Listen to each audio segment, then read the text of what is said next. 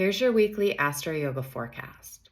So this week we are out of eclipse season. We are finished with the retrograde portion of Mercury retrograde, and Jupiter is entering Taurus. As well, we have a new moon in Taurus. There's a lot going on in Taurus. So Mercury retrograde was in Taurus. Mercury is still in Taurus. Uranus is in Taurus. The sun is in Taurus. The new moon is going to be in Taurus. Jupiter is entering Taurus. We have a whole party there. Now, Taurus energy in the zodiac is somewhere in your chart. And this is also a little bit also affecting Scorpio, Aquarius, and Leo. Now, Taurus energy is the energy of what we value. And I'd like to problematize this for you a little bit because very often, if you look at sort of pop culture views of Taurus, they focus predominantly on the materialistic form of value. We even have a giant bull, the symbol of Taurus, outside of the stock market in New York City.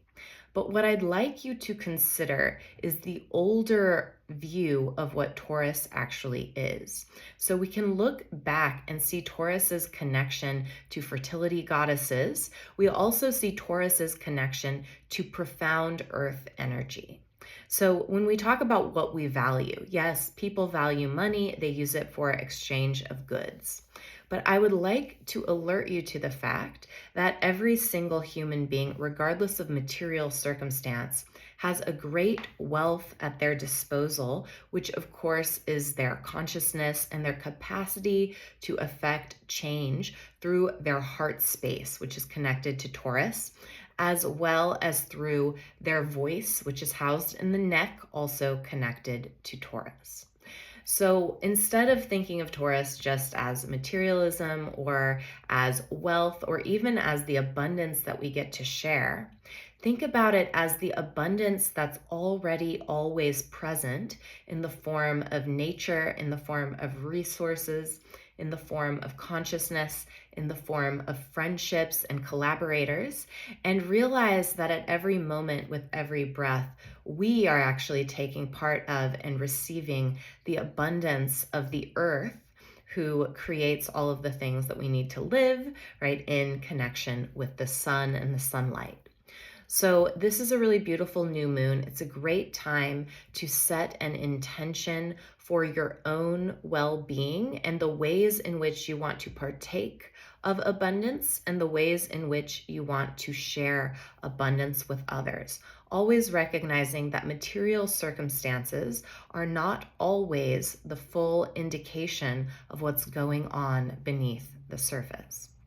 So if you are curious about this Taurus new moon, if you would like a new moon astrology reading or an understanding of how to integrate Mercury retrograde or the previous eclipses you've had, I invite you to book a reading.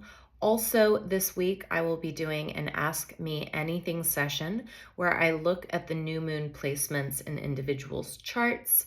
That is going on in Luminary membership. It's a great price. It's a group membership at $27 a month. So if you're curious about all that, hop on in. If you are already a member, some really exciting things are about to happen in membership, and I will be announcing that pretty soon.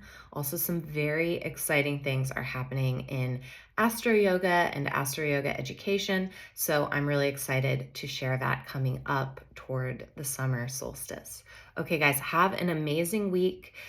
Way to make it through another eclipse season, way to find your space for personal abundance and partaking of the abundance of the world for this Taurus new moon, and I will see you next time.